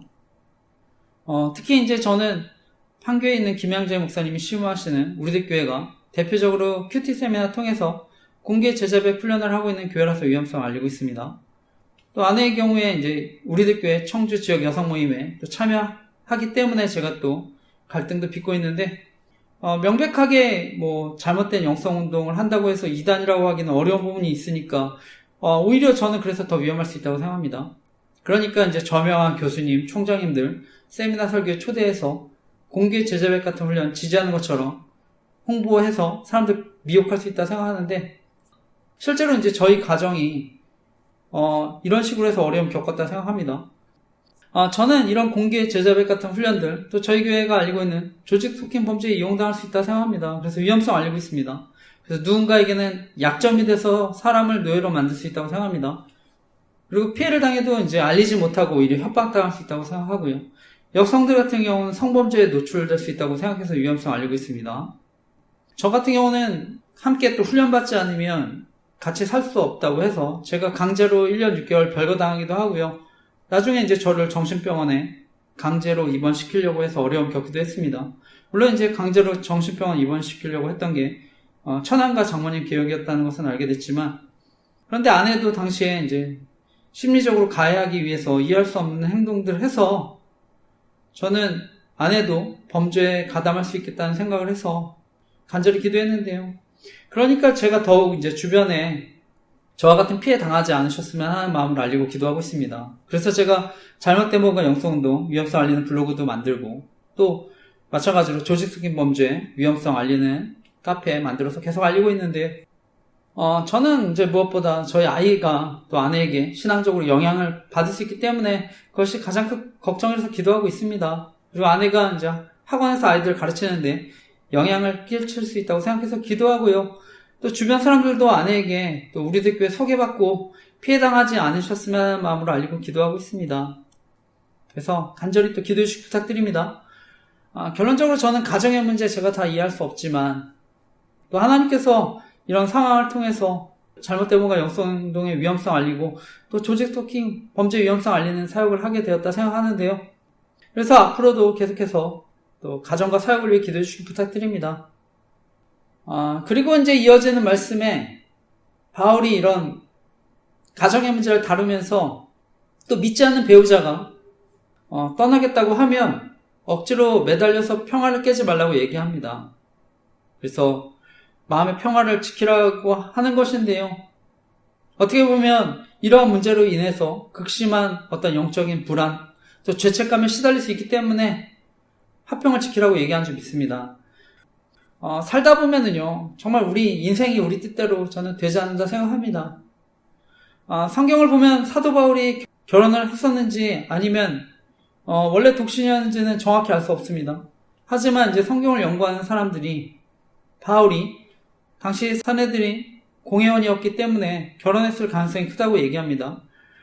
당시 유대 사회의 최고 의결 기관이 사내들인 공회였는데요. 거기 공회원이 되기 위해서는 결혼을 해야 했다고 얘기합니다. 실제로 이제 스데반 등을 처형할 때 찬성 투표를 했다는 것은 그가 이제 투표권을 가진 사내들인 공회 정식 회원이었음을 또 보여준다고 얘기하는데요. 그런 바울이 어느 날 하루아침에 그리스도인이 됐습니다.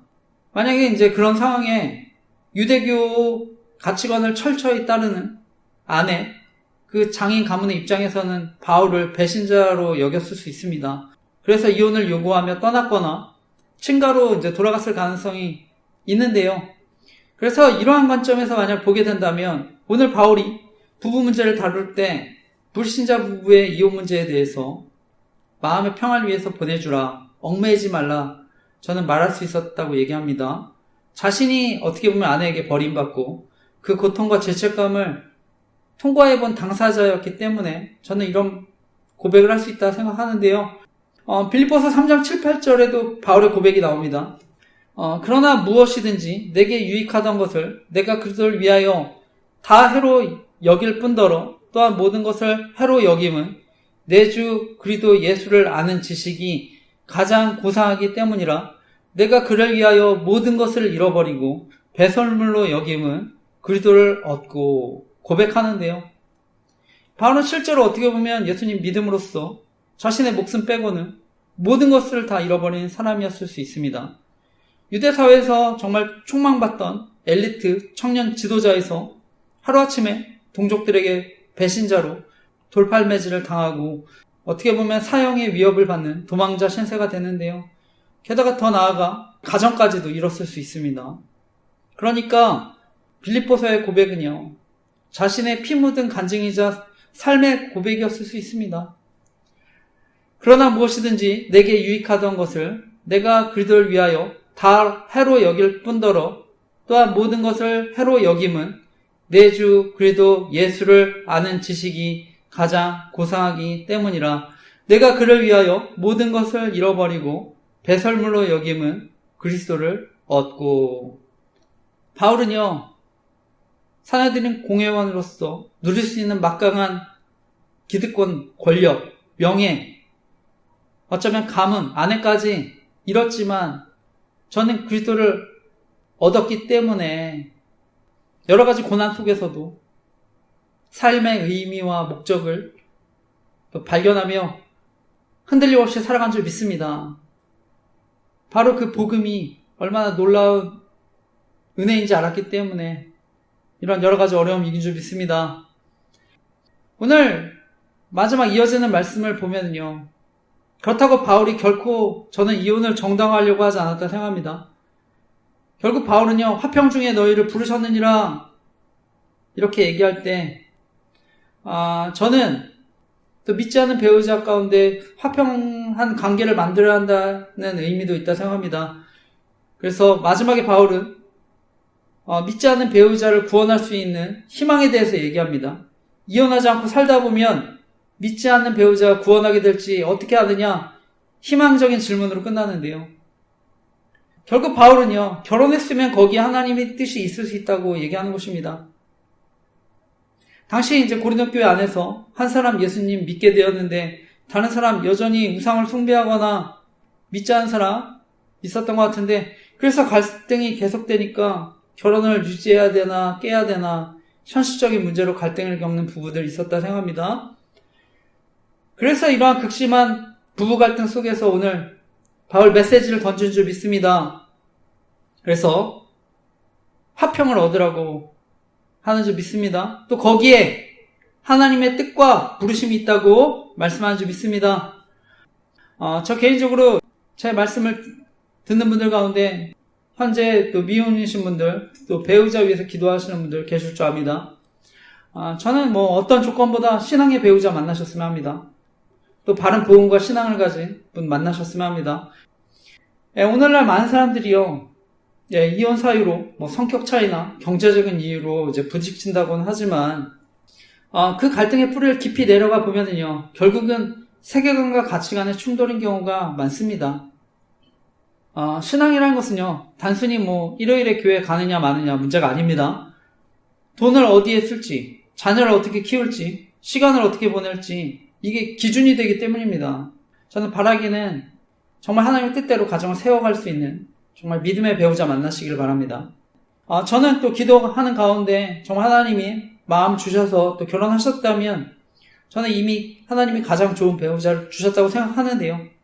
그래서 이미 결혼하신 분들 가운데 비록 자신의 뜻대로 결혼 생활이 이루어지지 않는다 할지라도 저는 결코 그것이 실패한 인생이거나 영적인 낭비가 아닌 줄 믿습니다. 그것이 바로 저는 사명의 자리고 그 사명의 자리에서 인내를 배우고 은혜를 공급받는 또 은혜의 자리가 되는 줄 믿습니다. 말씀을 마치면서요. 제가 볼 때 이제 결혼 생활이라는 것은요. 완전한 두 사람이 만나서 행복하게 사는 것이 아니라 여전히 부족한 두 사람이 만나서 함께 성숙해져가는 과정이라 생각합니다. 그래서 때로는 내가 그리던 모습대로 결혼 생활이 풀리지 않더라도 내가 원하는 결혼 생활로 이어지지 않다 하더라도 우리 인간의 영혼의 깊은 곳에 결국 근원적인 외로움, 결핍, 갈망이 있다고 생각하는데요. 결국 그것은요. 저는 어떤 배우자라도 만족해주지 못한다 생각합니다. 그러니까 우리의 남은 공간을 은혜로 채워야 한다 생각하는데 특별히 저는 가정 안에 믿지 않는 배우자 또 가족들 위해서 눈물로 기도하는 분들도 지금 계실 줄 압니다. 또 겉으로는 평범한 가정처럼 보이지만 또 아무런 문제가 없는 것처럼 보여도 깊이 들여다보면 남편을 위해 또 아내를 위해 자녀를 위해 정말 소리 없이 눈물 흘리는 분들 많은 가정들 있을 줄 아는데 저는 중요한 것은 정말 그 자리에서 하나님이 주신 또 그 사명의 자리에서 또 인내로서 기도하면 또 눈물로써 또 기도할 때 하나님이 그 눈물의 제사를 받으시고 큰 기쁨으로 단을 거두게 해주실 줄 믿습니다. 제가 이제 여러 차례 나눴지만 저는 저희 가정의 문제, 저희 아버지의 문제 때문에 간절히 기도할 때 수련회에서 예수님 인격적으로 만났습니다. 그 다음에 제가 지금까지 또 변화된 삶을 살고 있는데요. 바라기는 정말 가정의 문제로 또 기도하시는 분들, 하나님 내 기도를 뛰어넘어 일하시는 하나님의 거대한 섭리를 발견하는 은혜 있으시기를 간절히 기도하고 축복합니다. 그래서 기도와 예배의 자리에서 정말 하나님의 선하시고 온전하신 뜻이 내 삶에 이루어지는 놀라운 역사들이 있으시기를 간절히 기도하고 축복합니다. 무엇보다 이번 한 주도 우리에게 주신 여러 가지 사명들 은혜 붙잡고 살아가는 저와 여러분 되시기를 간절히 기도하고 축복합니다. 아멘.